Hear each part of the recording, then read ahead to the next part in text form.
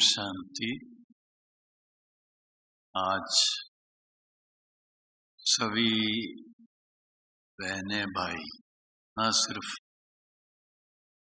Punjab zone के लेकिन अन्य स्थानों से भी बहुत सारे भाई बहनें यहाँ पधारेंगे। कुछ आ गए हैं, कुछ आएंगे। एक प्रकार से आज जैसे कुंभ मेले में उसकी अंतिम टुबकी होती है। मैं अभी आ रहा था यहाँ तो मुझे बताया 20,000 भाई बहन आ चुके हैं।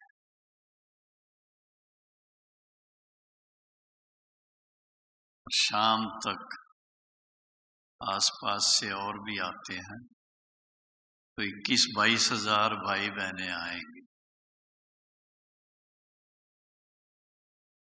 तो हमारी एक दादी बॉम्बे में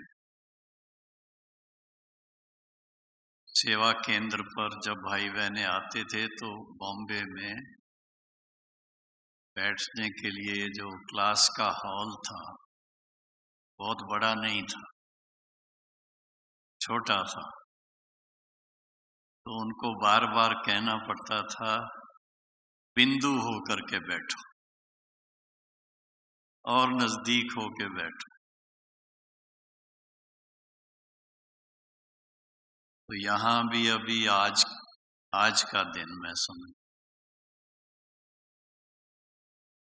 कई न्यू ईयर डे मनाने के हिसाब से पहुंचे हैं। पंजाब जोन की टर्न है तो पंजाब जोन के सभी चारों तरफ के पंजाब, हरियाणा, हिमाचल, जम्मू कश्मीर, उत्तराखंड सब तरफ से सारा ईश्वरी परिवार इकट्ठा हुआ है।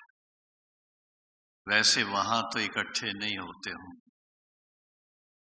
लेकिन मधुबन में आकर के सब इकट्ठे हुए। वर्ष का ये आज 2019 का लास्ट दिन है, ऐसा कहते हैं। लास्ट है, कलब यही तो होता है, लास्ट कैसे कहें। लेकिन इस कलब का ये लास्ट माना जाएगा। और आज सभी को इस बात की खुशी है कि हम नए वर्ष की शुरुआत अव्यक्त बाप दादा के मिलन से शुरू करेंगे। आज का जो मुझे विषय दिया गया है उस पर विचार चलता है कि क्या कहना चाहिए सभी को। सबसे पहले तो कहूँगा कि ये वर्ष सभी ने बड़ा उमंग उत्साह से बिताया है। अपना अपना निजी पुरुषार्थ हर एक ने बहुत अच्छे ढंग से किया होगा। और अगर कुछ रह भी गया होगा तो आज के दिन क्या उमंग रहता है कि इस वर्ष हम बिल्कुल एक्यूरेट अपना पुरुषार्थ करेंगे। जो ऐसा समझते हैं जरा हाथ तो खड़ा करो। वाह, सभी एक्यूरेट करेंगे पुरुषार्थ, ठीक है। क्योंकि जो एक्यूरेट पुरुषार्थ करेंगे वही अपनी मंजिल तक पहुंच सकेंगे। और वो मंजिल क्या है सभी जानते हैं। सतयुगी देवता बनना है या तो उससे पहले फरिश्ता बनना है।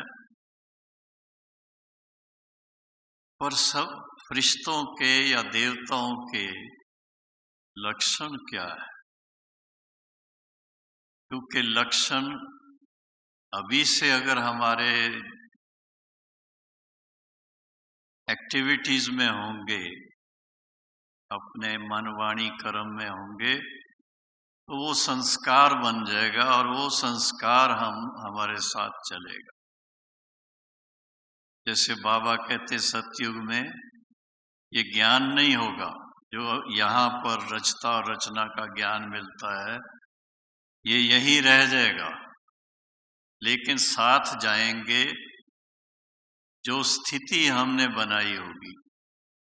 अपना जीवन जितना ऊंच बनाया होगा, जितना दिव्य बनाया होगा, जितना श्रेष्ठ बनाया होगा, उस अनुसार वो संस्कार हमारे साथ जाएंगे।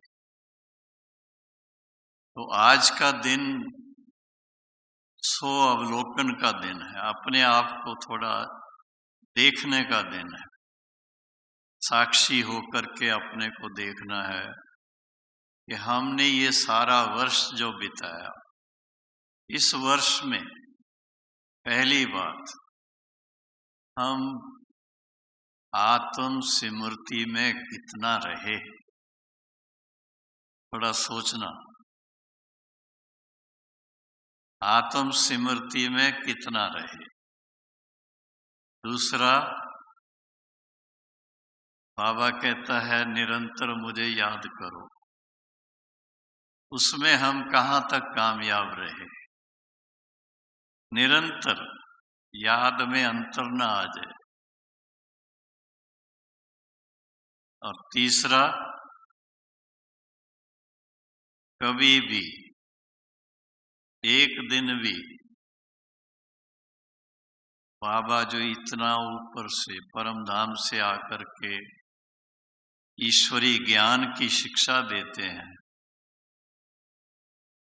बड़े प्यार से उसको मुरली कहते हैं हम, ज्ञान की मुरली।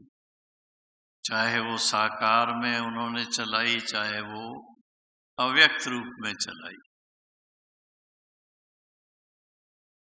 उस मुरली का आनंद हमने साल के 365 दिन लिया या कोई बीच में मिस भी हो गई। हाँ, जिन्होंने 365 दिन लिया उसका आनंद, वो जरा हाथ खड़ा करो। सभी नहीं कर रहे हैं। हो सकता है वो भक्ति मार्ग का उपवास रखने का कुछ अभ्यास अभी तक चल रहा हो, जो मुरली मिस करते हैं। ये एक ऐसा ज्ञान का भोजन कह लो, वो जितनी बार भी आप प्राप्त करेंगे उससे आपको फायदा होगा, बदहजमी नहीं होगी उससे। बाबा कहते थे कम से कम 4 बार मुरली पढ़नी चाहिए, सुननी चाहिए।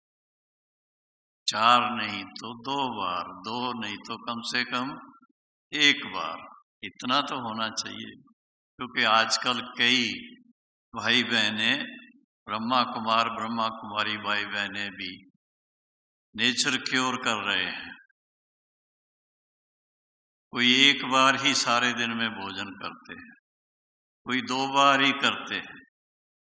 और बाबा कहता है आपको नॉर्मल नेचुरल लाइफ में चलना है, और उसके लिए तो मधुबन की दिनचर्या क्या है। मधुबन में कितनी बार आपको नाश्ता मिलता है? मिलता है ना नाश्ता, सभी को भोजन भी मिलता है, रात्रि भोजन भी मिलता है, बीच में चाय चाहिए तो वो भी मिलती है, रात को सोने समय दूध चाहिए तो वो भी मिलता है। तो मधुबन में अगर सब कुछ मिलता है तो आप अपने स्थान पर रह कर के भी ऐसा कर सकते हैं। इसी तरह से रोज अमृत वेले बाबा की याद का आनंद लेना, क्योंकि जितना बाबा के साथ मनमना भाव होंगे उतना बाप समान बनते जाएंगे, उतना पुराना हिसाब किताब चुकतू होता जाएगा, उतनी आत्मा शक्तिशाली बनती जाएगी। जितने उसके अंदर कोई पुराने रहे सहे संस्कार हैं वो मिटते जाएंगे। वो आज के दिन थोड़ा पहले सोच लें कि सारे साल में जो अभ्यास किया उसमें मेरी कौन सी ऐसी बात रह गई है जो मुझे करनी है। सबके पास नोटबुक है? अपनी नोटबुक में इतना ही नोट कर लो, अभी क्या करना है इस वर्ष में, लक्ष्य क्या रखना है। कुछ तो लक्ष्य रखेंगे।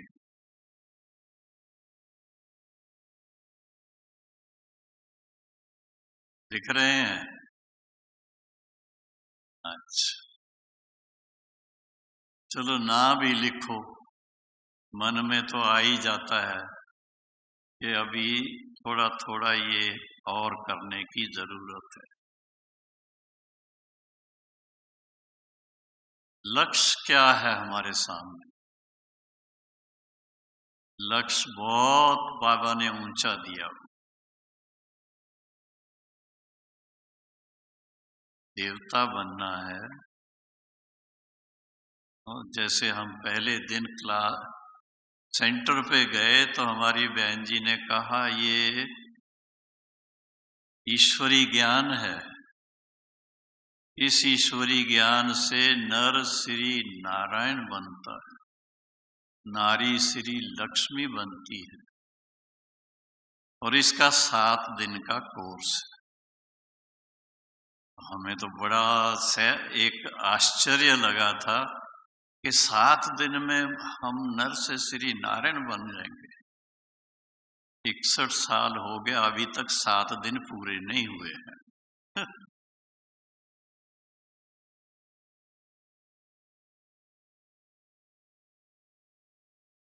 उसका कारण क्या है? कारण एक ही है कि 63 जन्म के जो कोई रहे से हिसाब किताब है,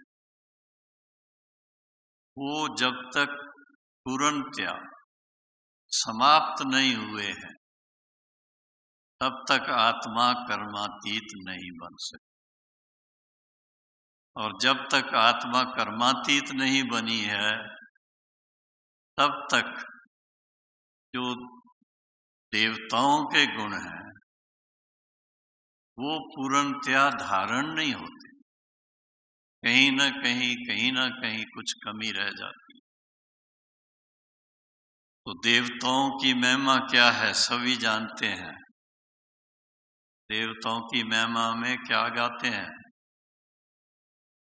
सर्वगुण संपन्न, 16 कला संपूर्ण, संपूर्ण निर्विकारी, मर्यादा पुरुषोत्तम, अहिंसा परमो धर्म। अब ये कहना बड़ा सहज है, 4-5 बातें जो है, और इसके डिटेल में जाएं। सर्वगुण संपन्न, आजकल कोई कंपनी का नाम रख दिया लोगों ने, सर्वगुण संपन्न। लेकिन गुण तो बहुत हैं, दिव्य गुण बहुत हैं। दैवी गुणों की धारणा संपूर्ण हो, कोई भी गुण की कमी ना। इस डिटेल में कभी हमने सोचा नहीं, कभी मन लगा करके कि क्या क्या ऐसे दैवी गुण हैं, मेरे अंदर कितने तक आए हैं, अभी मुझे और क्या धारण करना है। इसमें जाएंगे तो आपका सारा दिन इसके सोचने में चला जाएगा। सर्वगुण संपन्न बनना है, उस पर अटेंशन बहुत चाहिए। अधिकतर सबका अटेंशन एक बात पे जाता है। अगर कोई थोड़ी सी कमी होती है, कमजोरी होती है, कोई छोटा मोटा रहा हुआ अवगुण होता है, तो उस पर ज्यादा ध्यान चला जाता है। बार बार उसके बारे सोचते रहेंगे, अभी तक मेरे मन में ये है, अभी तक ये है। मेरा मूड खराब हो जाता है, मुझे थोड़ा गुस्सा आ जाता है, मेरी दृष्टि ऐसी हो जाती है और सारा दिन उसी में चला जाता है। तो जमा क्या किया? शक्ति कहाँ से आएगी? तो बाबा ने बहुत प्यार से अव्यक्त मुरलियों में दादी गुलजार के द्वारा बहुत अच्छी तरह से एक एक बात के लिए बहुत डिटेल में समझाया हुआ है कि एक एक गुण की गहराई में जाओ, उस गुण की एप्लीकेशन अपने जीवन में लगाओ।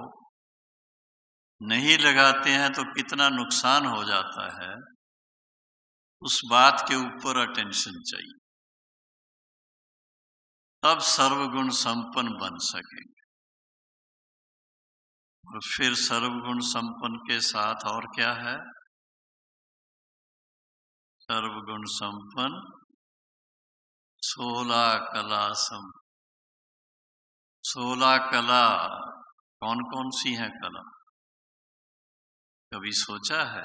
गिनती तो करनी है ना, एक कला, दूसरी कला, तीसरी कला, ऐसे 16 कला कौन सी है? कभी नहीं ध्यान गया इसके ऊपर, विचार ही नहीं करते हैं बस। तो 16 कलाएं भारतनाट्यम के अंदर डांस के द्वारा दिखाते, कभी देखा होगा, बहुत सारी बातें उसके अंदर देखने को मिलती। तो हमें 16 कला संपूर्ण बनना है, संपूर्ण। ये भी नहीं है कि 16 कला के अंदर कुछ कमी रह जाए।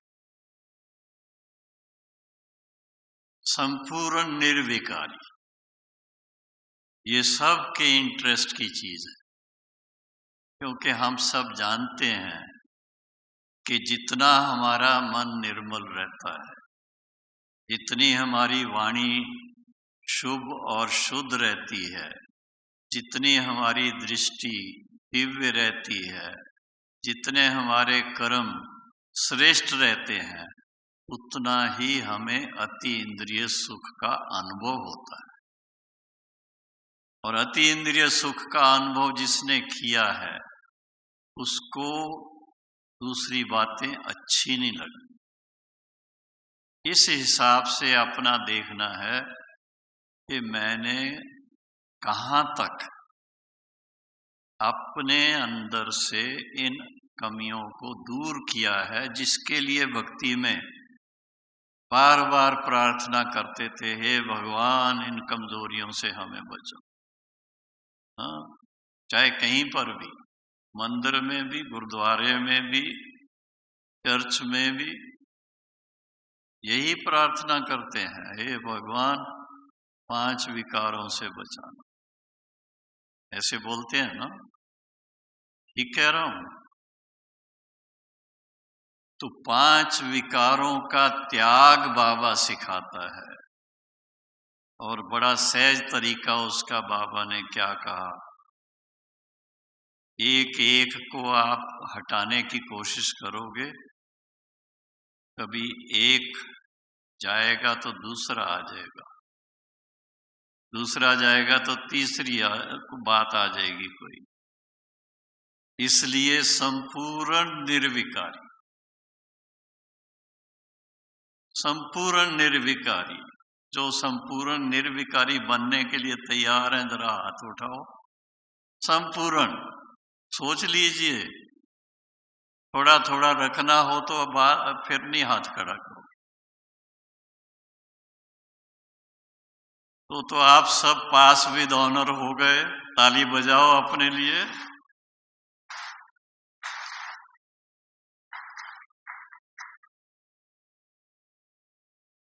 संपूर्ण निर्विकारी जब बन जाएंगे तो सभी इस धरा पर कौन होंगे? देवी देवता। देवी देवताओं में कोई भी कमी नहीं होती। देवी देवता बन गए, इससे बढ़ के तो और कोई है नहीं ऊंचाई। देखो, जब अज्ञान काल था तो हम लोगों को ये सुनने को मिलता था, अनेक जन्म अनेक योनियों में लिए हैं, उसके बाद ये जाकर के मनुष्य जीवन मिला है।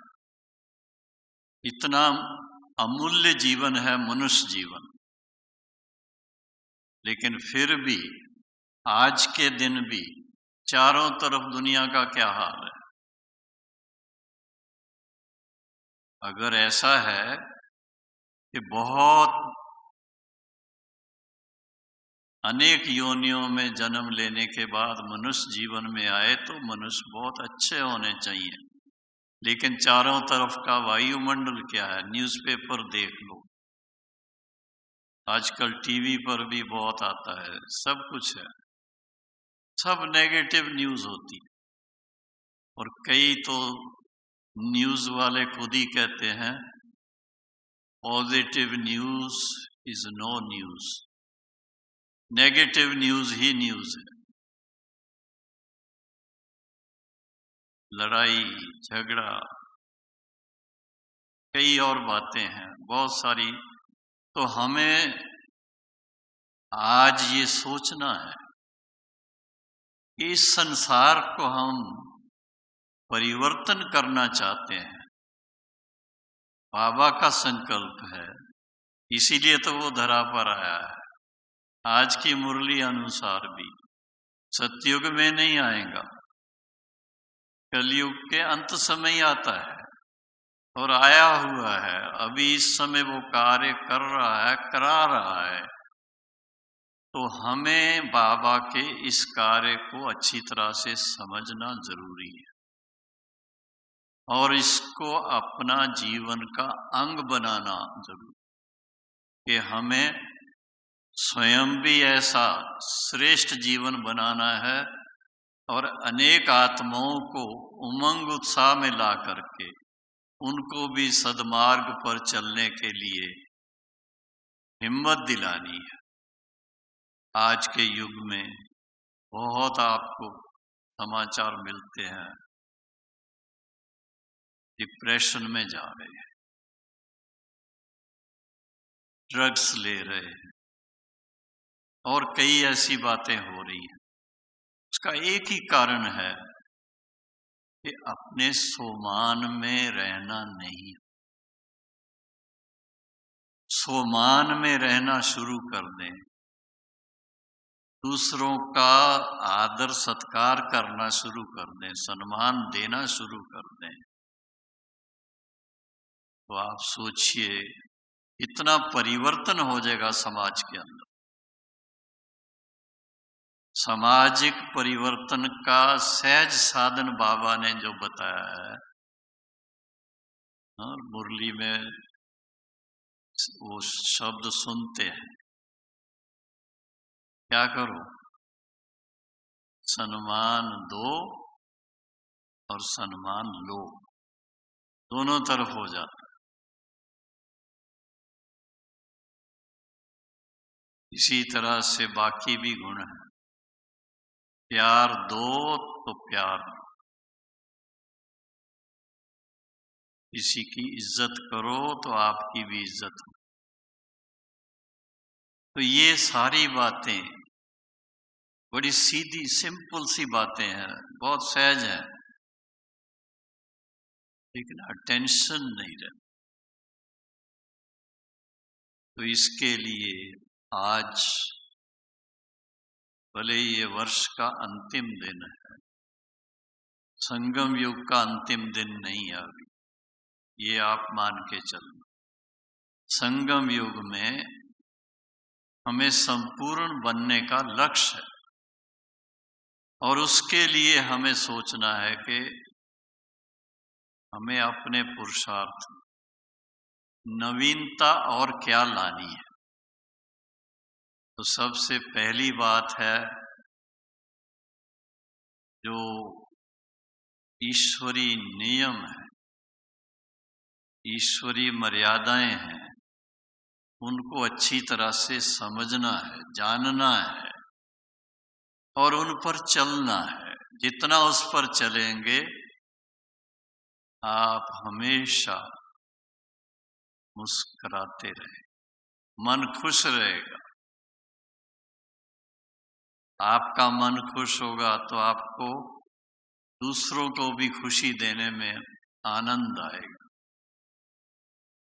जी खुश तो जहान खुश, ऐसे कहते हैं। जी खुश तो जहान खुश। अपना जी पहले खुश होना चाहिए, और अपना जी खुश रखने के तरीके तो बाबा ने बहुत अच्छे अच्छे बताए हैं। सहज बात जो सबसे है, अपने लाइफ को, अपने जीवन को रेगुलर लाइफ बनाओ। अमृत वेले का नियम कभी तोड़ना ना, मुरली कभी मिस ना करना। बड़ी सिंपल सी बातें हैं। आजकल तो देखो कितना सहज हो गया है।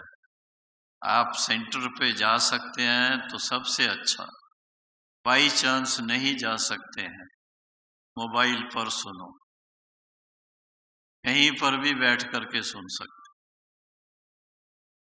पढ़ने के लिए पढ़ सकते हैं, सुन सकते हैं।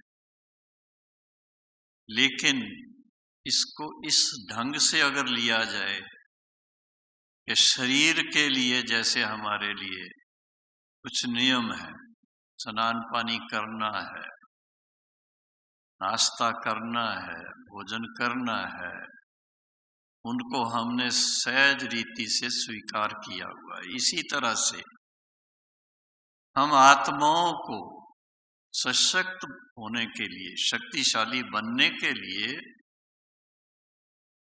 रोज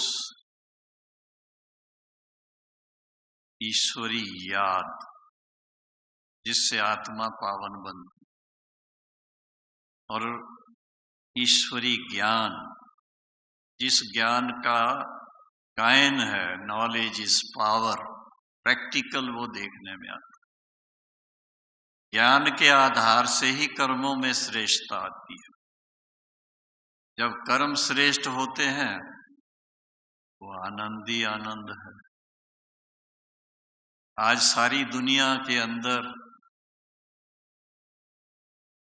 कौन से कर्म हो रहे हैं, किस भी रूप से देख लो आप, वो इसलिए वहां वो सुख नहीं है, वो शांति नहीं है, श्रेष्ठता नहीं है। तो बाबा के बच्चे जो भी हैं, ब्राह्मण बच्चे, सभी को ये बड़ा नशा होना चाहिए कि हमें भगवान की श्रीमत जो मिली है, हम इस श्रीमत को अच्छी तरह से जीवन में धारण कर अपनी जीवन को श्रेष्ठ बना रहे हैं। और श्रेष्ठ जीवन हमारा सबसे बड़ा सौंदर्य है, यही सुंदरता है हमारी। और फिर इसके साथ में जो ईश्वरी ज्ञान की बातें हम सुनते हैं, बाबा खुद कहते हैं, बच्चे ये जो ज्ञान आपको सुनाता हूं, ज्ञान की एक एक पॉइंट जो है, अंग्रेजी में वर्शन बोलते थे बाबा, एक एक पॉइंट लाखों रुपए की। आज लाखों रुपया किसी के पास हो तो कहते लखपति है, और सारे विश्व के आप मालिक देवता बन जाएंगे तो क्या कहेंगे आपको? क्या कहेंगे? हैं? पद्मा पद्मपति। फिर से और सोच के बताओ, सारे विश्व के मालिक बन जाएंगे, विश्व महाराजन विश्व महारानी बन जाएंगे। इससे बढ़ के और क्या चाहिए?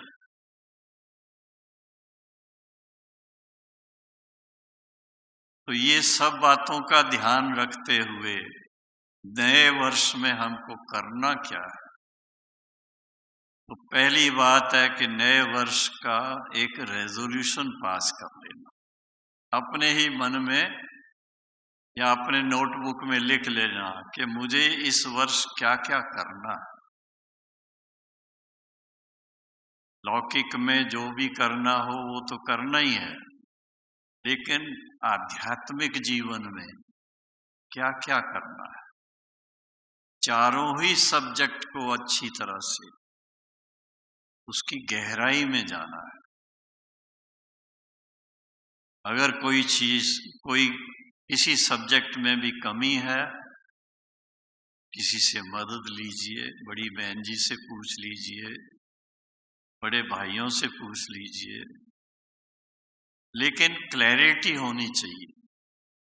आपको पूरा ज्ञान का स्पष्टीकरण इतना अच्छा आपके पास हो कि किसी जगह पर भी, कभी भी, जीवन के किसी मोड़ पर भी उलझन ना आए आपके साथ। बड़े सुख से जैसे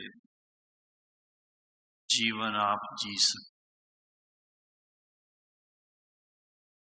पहली बात यही है कि बाबा जो कहता है, ज्ञानी तू आत्मा मुझे बहुत प्रिय है। ज्ञानी तो आत्मा हर कर्म सोच समझ के कर, कोई ऐसा कर्म नहीं करेंगे जो कर्म करने के बाद पछताना पड़े। पछताना ना पड़े उसका यही तरीका है।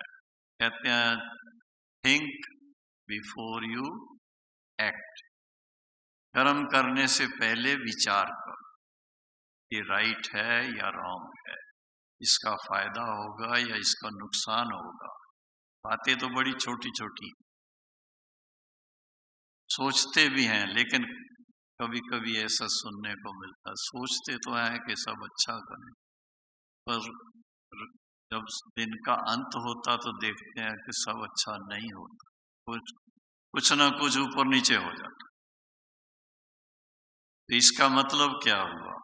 एक्यूरेसी चाहिए अपने हर कर्म में, हर बोल में, हर संकल्प में हमें एक्यूरेट बनना है। अगर एक्यूरेसी होगी तो कर्मों में श्रेष्ठता अवश्य आएगी। और फिर इसके बाद दूसरा है विश्व परिवर्तन का जो कार्य बाबा करवा रहा है, उसमें मैंने क्या किया। कम से कम रोज एक आत्मा को, ज्यादा नहीं सही, एक आत्मा को बहुत प्यार से, बहुत रिस्पेक्ट से बाबा का ज्ञान देना है, बाबा का परिचय देना है, आत्मा को खुद का परिचय देना है, उसका मन बाबा के साथ लगा करके उसको हिम्मत दिलानी है कि कलयुगी दुनिया के अंदर रहते भी आप इतनी श्रेष्ठ जीवन बना के चल सकते। पंजाब की तरफ, बल्कि सारे विश्व के अंदर आजकल कुछ ऐसी आदतें लोगों के अंदर पड़ गई हुई, ड्रिंक करना, ड्रग्स लेना और भी कई बातें हैं, जुआ खेलना। तो ये इन सब से बचाना है। सब तो तभी बच सकते हैं जब उनको श्रेष्ठ मत मिले, श्रेष्ठ गाइडेंस मिले, श्रेष्ठ ज्ञान मिले और उनकी जीवन के अंदर वो सुख शांति का थोड़ा सा उनको झलक भी एक बार देखने को मिल जाएगी, तो फिर उमंग उत्साह में आ जाए। और तीसरी बात है, कहा जाता है Rome was not built in a day. हम सभी लक्ष्य तो रखते हैं कि जीवन में ऐसा श्रेष्ठ हम कर्म करें, नर से श्री नारायण बने। पर आप सोचिए, सारे विश्व का मालिक बनना श्री नारायण के रूप में या श्री लक्ष्मी के रूप में, उसके लिए कुछ तो करना पड़ेगा। तो एक तो खुद को योग्य बनाना है और दूसरा प्रजा भी बनानी। अपने तन मन धन से, मन वाणी कर्म से जन जन की सेवा करना। जब आप सेवा करेंगे तो जिनकी सेवा करेंगे उनके जीवन में परिवर्तन आएगा, उनकी जीवन श्रेष्ठ बनेगी, तो आपको वो दिल से दुआएं देंगे। मैं ये नहीं कहता हूं कि आपकी प्रजा बनेगी, लेकिन वो दिल से दुआएं देंगे और आपका पद ऊंचा होता जाएगा। जितना आप दूसरों की सेवा करेंगे,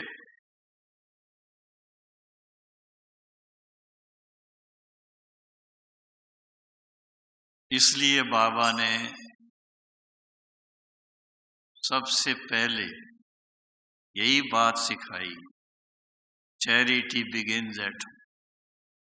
साकार बाबा ने एग्जाम्पल अपना सेट किया, अपने ही घर में ज्ञान देना शुरू किया सबको, मोहल्ले वालों को, अपनी कम्युनिटी को। धीरे धीरे वो जब अच्छी तरह से योग्य बन गए तो चारों तरफ देखो वो मिसाल लेकर के हमारी बड़ी दादियां, बड़े भाई पहुंच गए चारों तरफ। आज कितनी जगह पर आपका झंडा लहरा रहा है, पता है आपको? शिव बाबा का झंडा शिवरात्रि पर लहराते हैं ना सभी। कितने झंडे लहराते होंगे? कम से कम भी 10,000 जगह पर सारे विश्व में 140 देशों में, और भारत तो खास सभी स्टेट्स के अंदर, आसपास में नेपाल आदि में, टोटल मिला करके कम से कम 10,000 सेंटर्स हैं। 10,000 सेंटर्स पर झंडा लहराते हैं। और फिर बाबा के बच्चे जो 10 लाख से ज्यादा हैं आज, परिवारों वो भी अपने अपने घर पे अगर झंडा लहराते हैं तो कितने झंडे हो गए। तो इसलिए बाबा ने कहा घर घर में गीता पाठशाला को। घर घर में गीता पाठशाला होगी तो वहां झंडा चढ़ेगा। तो एक दिन किसी ने कहा था ये ब्रह्मा कुमारियां एक दिन सारे विश्व को अपना बना लेंगे, प्रैक्टिकल हो जाएगा। अभी देखो कहीं पर भी कोई कार्यक्रम होता है, कुछ होता है, मेडिटेशन कराने के लिए बहनों को बुला, ब्रह्मा कुमारी बहनों। ये बहुत बड़ी बात है। पहले संत महात्माओं की बहुत आयोजन होती थी, उनकी इज्जत होती थी। उनके साथ साथ अब ब्रह्मा कुमारी बहनों को पहले सबसे आगे रखते हैं। बहन जी आप यहाँ आगे बैठिए।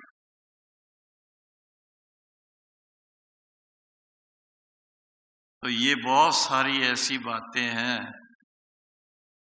जितनी फिर हमें इज्जत मिलती है तो उसके साथ में ब्रह्मा कुमारी बहनों की, ब्रह्मा कुमार भाइयों की, ब्रह्मा कुमार कुमारी परिवारों की उतनी जिम्मेदारी भी बढ़ जाती है। उस जिम्मेदारी को भी निभाना है, ठीक है ना? जिम्मेदारी निभाएंगे ना सभी, कि नहीं? वो सिर्फ टीचर्स निभाएंगी? तो समझते हम सब निभाएंगे। जरा आप तो हाथ खड़ा करो।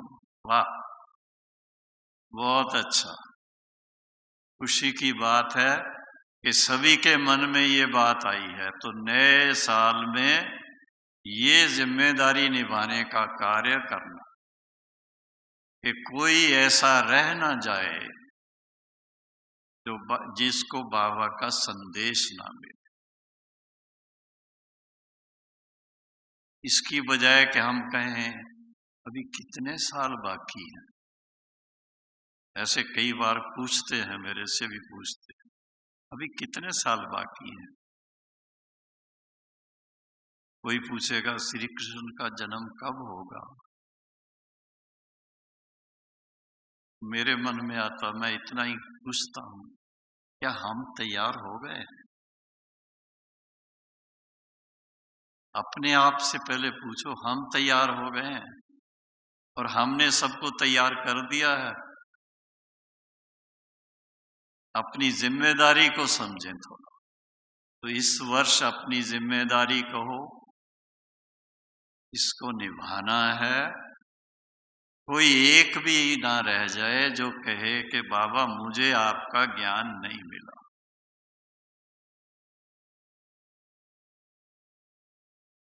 आप प्रैक्टिकल देख लो, अगर आप रोज एक व्यक्ति को भी ज्ञान देंगे तो साल भर में कितनों को दे जाएंगे? 365 को। और 365 के साथ मल्टीप्लाई करो, कितने भाई बहने टोटल? ब्रह्मा कुमार ब्रह्मा कुमारी बहने भाई, तो करोड़ों अरबों तक पहुंच जाएगा एक साल के अंदर ज्ञान। तो स्थापना का कार्य बहुत जल्दी हो जाएगा। श्री कृष्ण पूरी बड़ी जल्दी आ जाएगी और आप सभी नर से नारायण बन जाएंगे, नारी से श्री लक्ष्मी बन जाएंगे। ओम शांति।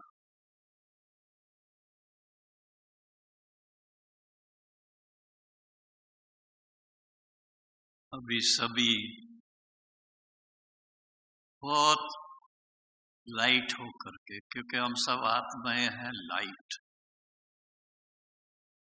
कोई भी बोझ अपने साथ नहीं रखना, अभी सब बाबा को दे देना है मन ही मन, और खुशी में बैठना, मुस्कुराते हुए। किसके पास चल रहे हैं? कौन मिलने वाला है? हाँ, शाम को तो मिलेंगे ही अव्यक्त रूप से, लेकिन अभी योग युक्त होकर के शिव बाबा के साथ, ब्रह्मा बाबा के साथ मिलन मनाना सहज योग, सहज। और वो भी योग कौन सा?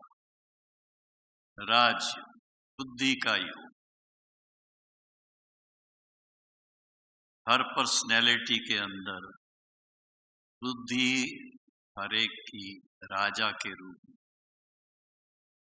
तो बुद्धि योग जिनका बाप दादा के साथ होगा, शिव बाबा के साथ, ब्रह्मा बाबा के साथ, याद शिव बाबा को करना है और फॉलो ब्रह्मा बाबा को करना है, कदम पे कदम उनके रखना है। उस ख्याल से रिश्ता स्वरूप में बैठ जाओ कि हम जैसे सूक्ष्म वतनवासी बनकर अव्यक्त बाप दादा के सामने बैठे। फिर वहां से ऊपर जाना, परमधाम निवासी बनना। फिर अगर आपका मन हो तो सत्यों की सैर करके आ जाना, लेकिन अभी पहले सूक्ष्म वतन में।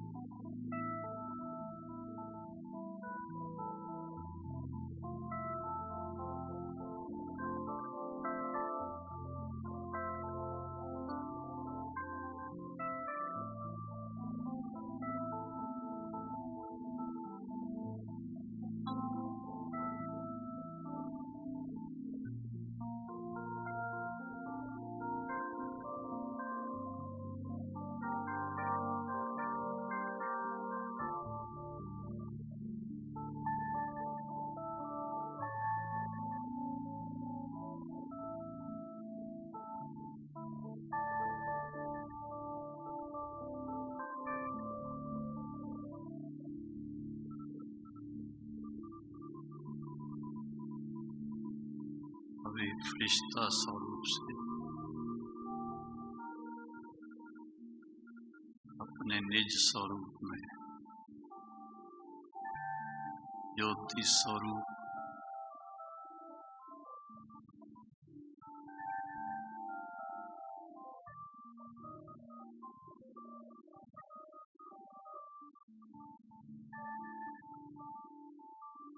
इसको बाबा ने कहा शिवलिंग के साथ शालिग्राम सभी परम धाम निवासी बने।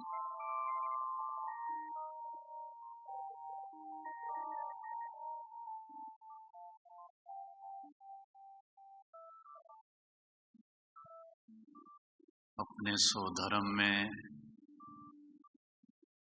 टिक जाएं। तो धर्म है पवित्र स्वरूप, शांत स्वरूप, उसमें स्थित हो।